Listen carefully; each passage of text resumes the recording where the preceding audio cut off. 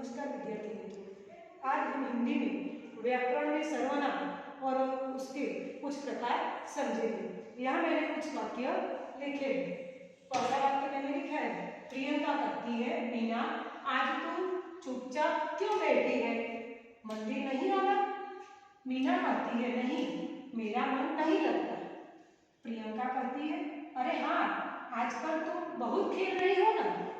मीना ने कहा, मैं क्रिकेटर बनना चाहती हूँ पर मुझे खेलना रास नहीं आता। प्रियंका कहती है, क्यों? मीना ने कहा, कल मैं मोहल्ले में खेल रही थी, तब गेंद सीमा मौसी के घर की खिड़की का कांच तोड़ दिया। उन्होंने माँ से शिकायत कर दी। प्रियंका ने कहा, ओह अब समझी तेरी उदासी का राज। खेलते समय दूसरों का भी ख्याल रखना चाहिए। मीना ने कहा, आपकी बात बिल्कुल सही है, अब मैं ध्यान रखूंगी। इन वाक्यों को हमने पढ़ा तो हमें यह मालूम होता है कि उपयुक्त वाक्य में देखें तो प्रियंका, मीना और सीमा मौसी, सीमा यह तीन व्यक्तिवाचक संज्ञाएं है। अब हम यह समझेंगे कि प्रियंका के लिए कौन से शब्द का प्रयोग किया गया है। यहाँ है प्रियंका, तो प्रियंका के लिए आप शब्द सर्वनाम का प्रयोग किया गया, आप शब्द का प्रयोग किया गया है। जबकि मीना ने अपने नाम के लिए मेरा, मैं, मुझे, फिर से मैं ऐसे शब्दों का प्रयोग किया है। जबकि सीमा, तो सीमा के लिए सीमा वह भी व्यक्तिवाचक संज्ञा है, जबकि उनके लिए उन्होंने शब्द का प्रयोग किया गया है। तो नाम की जगह जो शब्द का प्रयोग होता है उसे सर्वनाम कहा जाता है। प्रियंका के लिए आप, मीना के लिए मैं, मुझे, मेरा, यह शब्द का प्रयोग हो रहा है। जबकि सीमा के मौसी के लिए उन्होंने शब्द का प्रयोग हुआ है, उसे सर्वनाम कहा जाता है। इस प्रकार हम सर्वनाम की व्याख्या समझ सकते हैं। संज्ञा या संज्ञा, नाम की जगह जो शब्द का प्रयोग होता है उसे सर्वनाम कहा जाता है। इस प्रकार यहाँ सर्वनाम की व्याख्या बनती है, जो शब्द संज्ञा के स्थान पर प्रयुक्त होता है उसे सर्वनाम कहा जाता है। यहाँ मैंने अपने अभ्यास के लिए कुछ वाक्य लिखे हैं। इसके आधार पर हमें संज्ञा किसे कहते हैं यह मालूम होगा। मुझे बल्लेबाजी में मजा आता है। इस वाक्य में देखिए तो मुझे जो है वह सर्वनाम है। दूसरा वाक्य है, हम मैच जीत गए। तो यह वाक्य पढ़े तो इसमें हम जो है यह सर्वनाम होता है। तीसरा वाक्य है, तुम अच्छे क्षेत्र रक्षक हो। तो इसमें तुम जो है वह सर्वनाम है। वह कैप्टन है, वह सर्वनाम है। तुम्हारी गेंदबाजी का जवाब नहीं, तो यहाँ तुम्हारी जो है वह सर्वनाम हुआ। अब हम इसके भेद के बारे में समझेंगे। यहाँ पहला प्रकार मैंने लिया है पुरुषवाचक सर्वनाम। पुरुषवाचक सर्वनाम किसे कहते हैं? जब बातचीत करते हैं तो कभी अपने बारे में, कभी श्रोता के बारे में, तो कभी तीसरे व्यक्ति के बारे में बात करते हैं। कभी हम अपने बारे में बोलते हैं, कभी दूसरों को करते हैं, कभी जो दूर है उसे तीसरे के बारे में करते हैं। अतः बातचीत में 3 प्रकार के शब्दों का प्रयोग करते हैं और वह जो शब्दों का प्रयोग करते हैं उसे पुरुषवाचक सर्वनाम कहा जाता है। यहाँ उसके 3 भेद हैं। उत्तम पुरुष यानी कि हम स्वयं, मैं, हम, मुझे, हमें आदि जो है वह उत्तम पुरुष सर्वनाम में आता है। मध्यम पुरुष जो मेरे सामने है या दूर है, जो दूसरे व्यक्ति के बारे में बात करते हैं, यह सब तू, तुम, आप, तुझे, तुम्हें आदि जो है वह मध्यम पुरुष में आता है। और अन्य पुरुष जो दूर है, तीसरे बारे में बात करते हैं, जो यहाँ दो नहीं है, वो तीसरा व्यक्ति जो है उसके लिए अन्य पुरुष का, यानी कि वह, वे, उसे, उन्हें आदि सर्वनामों का प्रयोग होता है। पुरुषवाचक सर्वनाम किसे कहते हैं? तो बातचीत करते समय हम अपने बारे में, दूसरों के बारे में या तीसरे व्यक्ति के बारे में जो शब्द का प्रयोग करते हैं उसे पुरुषवाचक सर्वनाम कहा जाता है। आगे का प्रकार है निजवाचक सर्वनाम। निजवाचक सर्वनाम किसे कहते हैं?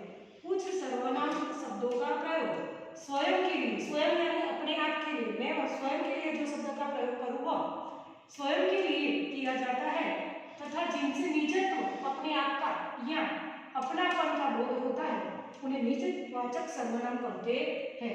निजवाचक सर्वनाम यानी हम अपने आप के लिए जो शब्दों का प्रयोग करते हैं उसे निजवाचक सर्वनाम कहते हैं। यहाँ मैंने कुछ वाक्य लिखे हैं।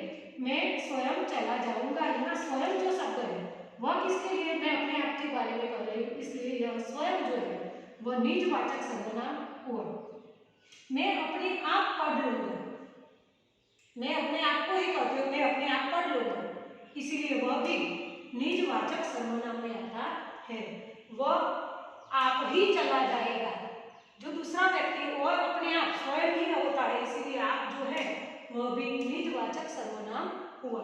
वे खुद चले गए, खुद यानी स्वयं से, इसीलिए वह भी निजवाचक सर्वनाम हुआ।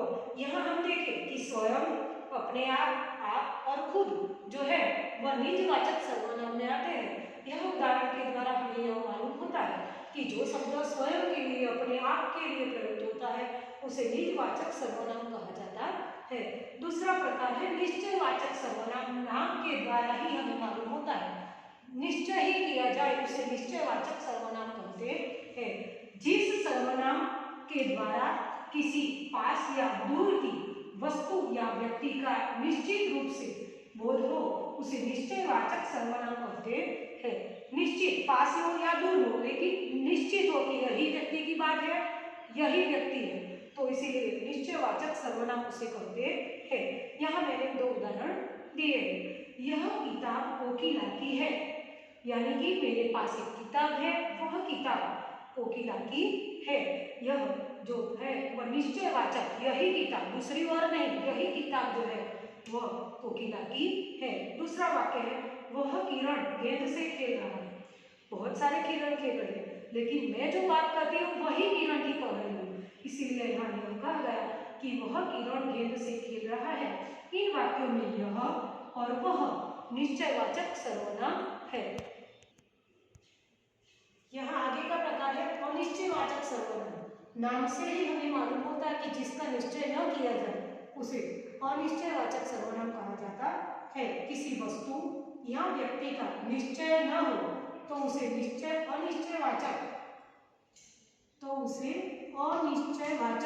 सर्वनाम कहते हैं। यहाँ मैंने उसे इसके दो उदाहरण लिखे।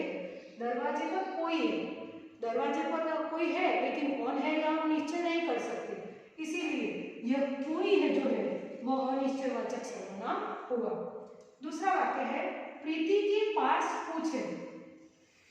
प्रीति के पास कुछ है, क्या है यह मालूम नहीं है। पुस्तक है, पुस्तक है, पेन है, नोट है, क्या है हमें यह मालूम नहीं है। जब निश्चय न हो तो उसे अनिश्चयवाचक सर्वनाम कहा जाता है। इसीलिए यह कुछ जो शब्द है वह भी अनिश्चयवाचक सर्वनाम में आता है। इसी प्रकार हम देखें कि अनिश्चयवाचक सर्वनाम में कोई भी वस्तु, व्यक्ति, पदार्थ का निश्चय न हो तो उसे अनिश्चयवाचक सर्वनाम कहते हैं। आगे का प्रकार है प्रश्नवाचक सर्वनाम। जिसे प्रश्न पूछा जाए उसे प्रश्नवाचक सर्वनाम कहते हैं। संज्ञा के विषय में जिन शब्दों से प्रश्न किया जाए वे प्रश्नवाचक सर्वनाम कहलाते हैं। संज्ञा के विषय में प्रश्न हो लेकिन जिन शब्दों का प्रयोग होता है उसे प्रश्नवाचक सर्वनाम कहते हैं। यह कौन आ रहा है, व्यक्ति आ रहा है लेकिन कौन आ रहा है यह मालूम नहीं है। कौन शब्द का जो प्रयोग हुआ उसे प्रश्नवाचक सर्वनाम कहते हैं। पहला इनाम किसे मिला, पहला इनाम तो मिला लेकिन वह व्यक्ति कौन है यह मालूम नहीं है, तो किसे जो है वह प्रश्नवाचक सर्वनाम हुआ। आप क्या लाए हैं, आप क्या लाए हैं, तो यहाँ क्या है जो वह भी प्रश्नवाचक सर्वनाम हुआ। किसने कहा आज छुट्टी है?